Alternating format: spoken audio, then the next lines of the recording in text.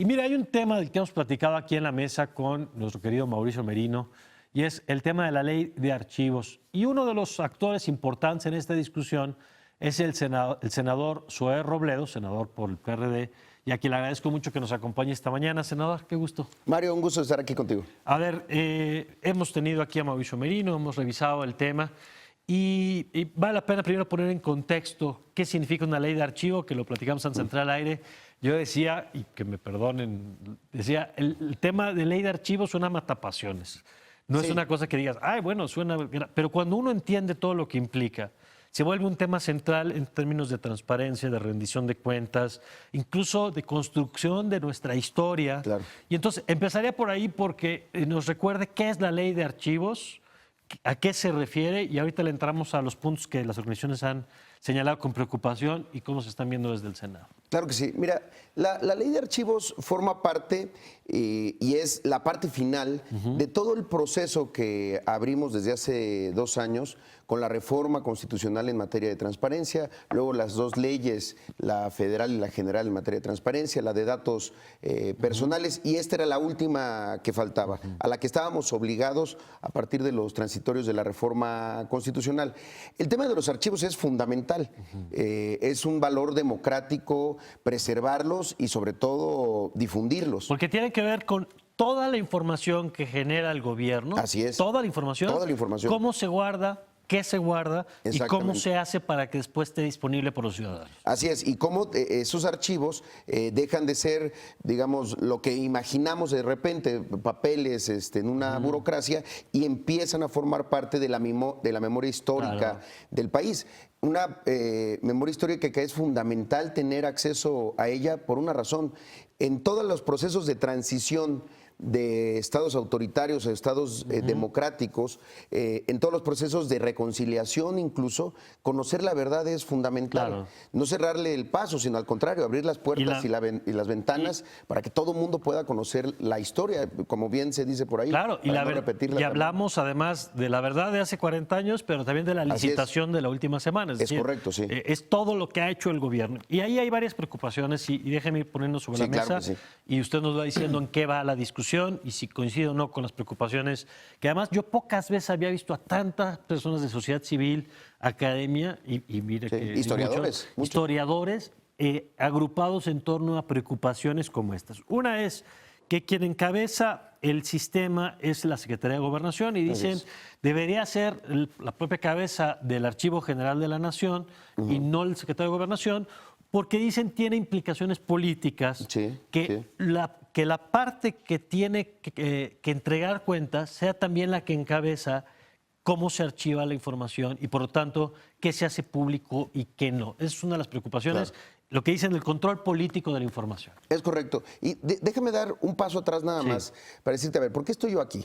La iniciativa la presentamos la senadora Cristina Díaz, Laura Rojas del PAN y tu servidor. Y yo siempre he pensado que el momento en el que se presenta una iniciativa es el momento dentro del proceso legislativo el más flexible. Nunca una iniciativa, yo siempre lo he visto así, es un puerto de llegada, es apenas el puerto de partida. Es poner el tema para discutir. Es poner el tema. Había necesidad de empezar a discutir algo, porque seguíamos discutiendo varios proyectos, entonces decidimos salir con un proyecto para que tuviéramos un texto sobre el cual trabajar. Incluso cuando lo anunciamos dijimos, habrá audiencias públicas, pero las audiencias públicas en la lógica del Parlamento abierto tienen que servir para modificar las iniciativas. Sí, si no es simulación. Exactamente, no es nada más un requisito en donde digamos, bueno, pues hay que recibirlos, que vengan todos, que venga Merino, que venga Pechar, que venga Lourdes Morales, los escuchamos o hacemos como que los escuchamos lo que ya habíamos y sacamos de lo que ya habíamos sacado y dijimos, en el proceso hubo Parlamento abierto porque los escuchamos. Entonces, eso yo no lo comparto. Y mi posición ha sido muy clara. Si no incorporamos las posiciones y las recomendaciones de las organizaciones de la sociedad civil, y particularmente la de los archivistas y de los historiadores, entonces vamos a retirarle nuestro apoyo. Por una razón muy simple. Ellos son quienes conocen muchísimo mejor el tema. Como bien decías, es un tema medio árido de repente, ¿no? Que uno se imagina archivos, se imagina cuartos llenos de papeles. Bueno, ellos son los que trabajan con este material absolutamente todos los días. Son quienes tienen mucho mayor pulso y sensibilidad. Entonces, de entrada reconoce que hay una preocupación enorme claro, de la sociedad claro. y que tiene que ser escuchada. Que si salen los términos en los que está propuesto. No tendrá nuestro apoyo. Mira, lo planteamos así y dijimos, de las recomendaciones que hicieron en las audiencias públicas, por lo menos 5 las compartimos y son prácticamente irreductibles para continuar. Una, lo que acabas de Que mencionar, lo encabece Gobernación. que no esté sectorizado y que no esté encabezado en Gobernación. Ajá. Y otra que tiene mucho que ver con eso, que el Consejo Nacional, entendido como un órgano político, no esté por encima de los órganos técnicos. Ajá. Esta es una materia muy, muy técnica y ahí debería de haber preponderancia sobre ellos. A ver, para entender este punto, Sí. hay un elemento en la ley donde se dice que hay documentos que se tienen que revisar y que se da un plazo, nos decía Así es. aquí, para revisar cuáles se mandan al archivo y cuáles pues, desaparecen, se destruyen, son irrelevantes, en fin. Y entonces una de las preocupaciones es con qué criterios se va a revisar pues, qué documentos se mantienen y cuáles no. Sí. Y si va a ser con criterios técnicos o va a ser con criterios políticos. Porque si un gobierno municipal de pronto dice, uy, mejor vamos desapareciendo estos documentos, y ¿cómo garantizar que no pase eso y cómo recuperar esta parte técnica del proceso de selección? La clave del diseño institucional en ese sentido es que los órganos técnicos tengan predominancia sobre el órgano político, porque efectivamente los técnicos serán aquellos que incluso después de que pase un gobierno, una administración, un partido político, van a seguir ahí y su preocupación mayor es la documentación, la preservación y la difusión. Son esos 3 elementos y efectivamente hay muchas veces que un criterio político lo que puede buscar no es la preservación, la difusión y la documentación, sino todo lo contrario, la desaparición y el ocultamiento de información que no le convenga. Claro. Déjame darte un dato casi como anecdótico, pero muy cierto. En Chiapas de repente es muy común ver que se prenden las presidencias municipales con el motivo de alguna manifestación y curiosamente lo primero que se quema es el archivo. Claro. Y después dicen, esa información Porque en el ahí incendio estaba se perdió. a quién se le asignó un contrato, Todo. por qué monto, qué otras empresas Y participaron. no estoy hablando de hace 50 años. El año pasado, como 3 alcaldías prendieron fuego y hoy argumentan que no tienen información producto de ese incendio. Pero bueno, entonces, ¿cómo lo podemos garantizar? Con que sean los técnicos que tienen un compromiso no solo profesional, sino ético y moral con el tema de la preservación, la documentación y la difusión, quienes decidan esos criterios. Efectivamente, en el país se generan kilómetros de documentos. Poder escoger cuáles tienen que pasar al archivo histórico, dejar de formar parte de archivos de control o de trámite y empezar a ser parte del archivo histórico porque le conviene al país, porque le conviene a la democracia mexicana, debe ser una decisión 100% técnica y no política. Son 2 de esos irreductibles. A ver, y hay un tercer elemento que me gustaría poner en la mesa, que es la preocupación de los historiadores, les llaman testado los documentos, testeo, que no es otra cosa que el tachado. Así es, cuando un documento está tachado y tiene una franja negra. Y entonces lo que dicen es, en el argumento de la protección de los datos personales, es correcto. Se está comprometiendo pues, la integridad de la información con la que se puede reconstruir e interpretar la historia de México. Sí. Y entonces eso los tiene a muchos muy preocupados.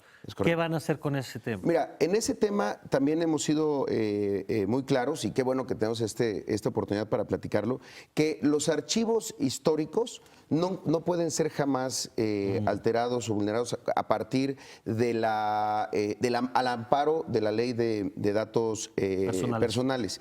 Que el acceso a los archivos históricos debe ser irrestricto. Por eso es tan importante el proceso de cómo se convierte un archivo en archivo histórico. Porque yo entiendo que mis datos, que los datos de la gente que nos está viendo hoy, si son parte de un expediente, pues se protejan. En un expediente Pero si estamos hablando de un documento de la Revolución Mexicana, bueno, desde pues luego. yo creo que ya tiene otro sentido. Y en eso sí creemos que debe dejarse muy claro que el acceso a los archivos históricos debe ser irrestricto, es decir, completos. Efectivamente, hay archivos en un trámite o archivos que después se convierten en archivos de control durante cierto tiempo ¿Qué quiere decir archivos de control? Por ejemplo, que un archivo que ya dejó de funcionar para el trámite para el que se está haciendo, te pongo un ejemplo, una un expediente médico, que es un dato personal y además sensible, pues que alguien pues, tiene derecho a proteger para que no lo conozcan y que pasa al archivo de control, pues ese archivo puede ser que sea protegido por la ley de datos. Pero en el momento en el que forma parte del archivo histórico, Ya no. por ejemplo, el estado de salud de un personaje, un presidente, es uno de los temas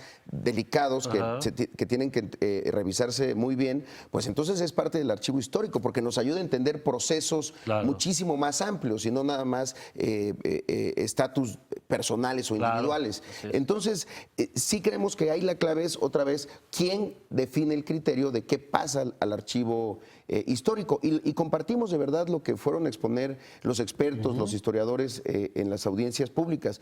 Hablaron también de la profesionalización, que eso va a ser clave. Si se generan tantos archivos en México, es importantísimo profesionalizar a los servidores públicos ocupados en labores archivísticas. Vaya, son temas que tenemos que mejorar, porque también debemos de reconocer que hoy pues tenemos ciertos problemas. A ver, y en ese sentido, para terminar, aunque seguiremos con el tema, por supuesto, senador, es ¿qué va a pasar? Porque yo le escucho a usted dice, hay que revisar, escuchamos sus argumentos, pero también hay versiones que dicen, desde el gobierno hay la convicción de que así como está tiene que pasar. ¿Cómo están los plazos también para que se discuta este tema? Porque les preocupa mucho que se le meta de pronto fast track y que más allá de las inconformidades tengamos una ley aprobada ya muy pronto. Mira, quedan 10 días de periodo ordinario de sesiones. Yo creo que hoy ya sería casi una irresponsabilidad pensar que esto deba de salir en diciembre. Es muchísimo mejor hacer una revisión profunda, pero ya sobre un texto. Incluso hay quienes dicen, es que como está la iniciativa, mejor quedémonos como estábamos antes. Pues eso es inaceptable. Siempre toda reforma debe ser para mejorar las cosas. Yo sí creo que es mejor irnos al próximo periodo, sacar una buena ley. Es una ley con la que queremos convivir durante muchos años, no una que vamos a estar haciendo cambios de manera recurrente. Y en ese sentido, hablando sobre todo de temas históricos, el Senado debe ser un contrapeso. Yo invito a los senadores del PAN, la senadora Rojas, con quien hemos platicado mucho este tema, está en esa misma posición, que hagamos un pronunciamiento, es decir, no acompañaríamos esto. Sería muy grave que se aprobara una ley de archivos en nuestro país sin consenso, sin consenso amplio por mayoría. Entonces, creo que será hasta el próximo año. Es mejor para tener una mejor ley. Bueno, senador, gracias por habernos acompañado. No, muchas gracias, Mario.